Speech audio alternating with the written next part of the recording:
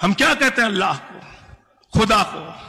रब्बुल आलमीन, पूरे आलम का रब, सिर्फ मुसलमानों का रब नहीं।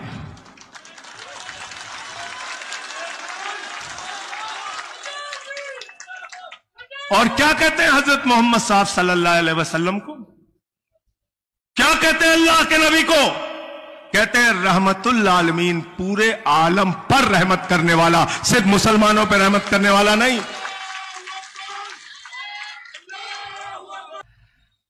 ये कानून लाने की जरूरत क्या पड़ी? सबसे पहले तो मैं ये सोचता हूं बार बार, और जब ये संशोधन बिल आया तो मेरे सामने मीडिया वाले सबसे पहले पहुंचे, बोले संजय सिंह जी, आप आम आदमी पार्टी के राज्यसभा के लीडर हैं, ये वक्फ बिल संशोधन बिल के बारे में आपका क्या कहना है? मोदी जी की सरकार वक्फ बिल संशोधन बिल लेके आ रही है, इस पे आपके क्या विचार हैं? मैंने कहा ये उसी तरीके से है कि तू कौन मैं खामखा। वक्फ बिल से नरेंद्र मोदी का क्या लेना देना है? वक्फ बिल से अमित शाह का क्या लेना देना है? वक्फ बिल से भारतीय जनता पार्टी का क्या लेना देना है?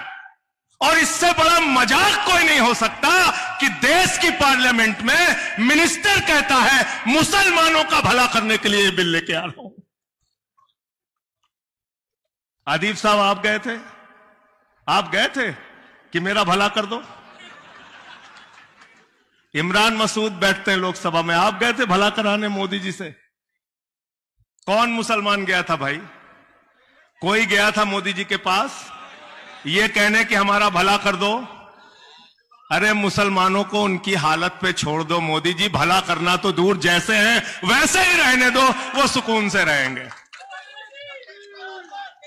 कह रहे भला करने के लिए लाए, 3 तलाक का कानून लाए, कहते भला करना है मुसलमानों का। पूरा हिंदुस्तान में एक टिकट मुसलमान को नहीं देते, एक विधायक मुसलमान का नहीं बनाते, एक सांसद मुसलमान का नहीं बनाते, एक मंत्री मुसलमान का नहीं बनाते। इसलिए पार्लियामेंट के अंदर मंत्री झूठ बोलता है कि यह बिल मुसलमानों का भला करने के लिए आया गया है, यह बिल मुसलमानों का नुकसान करने के लिए, उनकी संपत्तियों पे कब्जा करने के लिए लाया गया है। गलत तो नहीं कह रहा हूं? गलत तो नहीं कह रहा हूं? क्या क्या लिख दिया इस बिल में? मैंने तो पढ़ा, मेरे होश उड़ गए।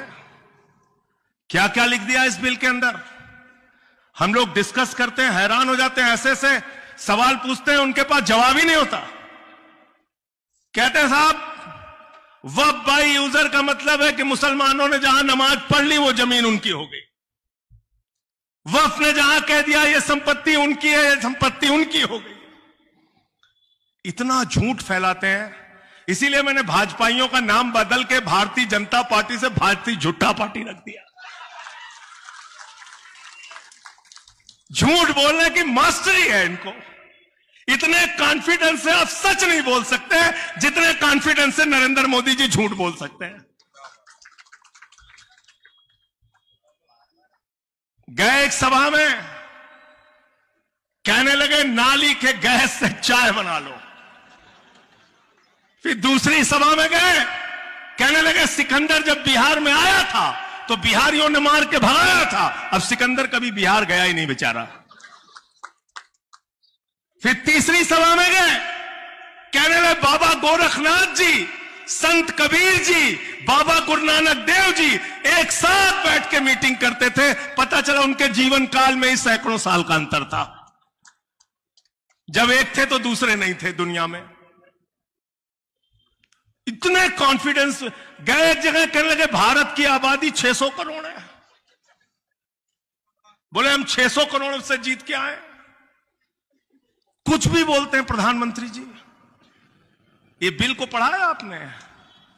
इसमें लिखा है कि अब वही मुसलमान वक्फ कर सकता है, यानी वही मुसलमान अल्लाह के नाम पे दान कर सकता है, यानी वही मुसलमान मस्जिद के लिए, कब्रिस्तान के लिए, दरगाह के लिए, मदरसे के लिए, अस्पताल के लिए, यतीम खाने के लिए दान कर सकता है जो 5 साल का प्रैक्टिसिंग मुस्लिम हो। पढ़ा है कानून आपने? कानून पढ़ा है?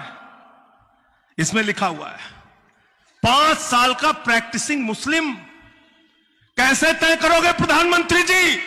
क्या मुसलमानों के घर में सीसीटीवी कैमरा लगाओगे? 5 वक्त की नमाज पढ़ता है कि नहीं पढ़ता? क्या आप तय करोगे कि वो जुमे की नमाज पढ़ता है तो मुसलमान माना जाएगा, 5 वक्त की नमाज पढ़ता है तो मुसलमान माना जाएगा, या मुसलमान के घर में पैदा हो गया तो मुसलमान माना जाएगा?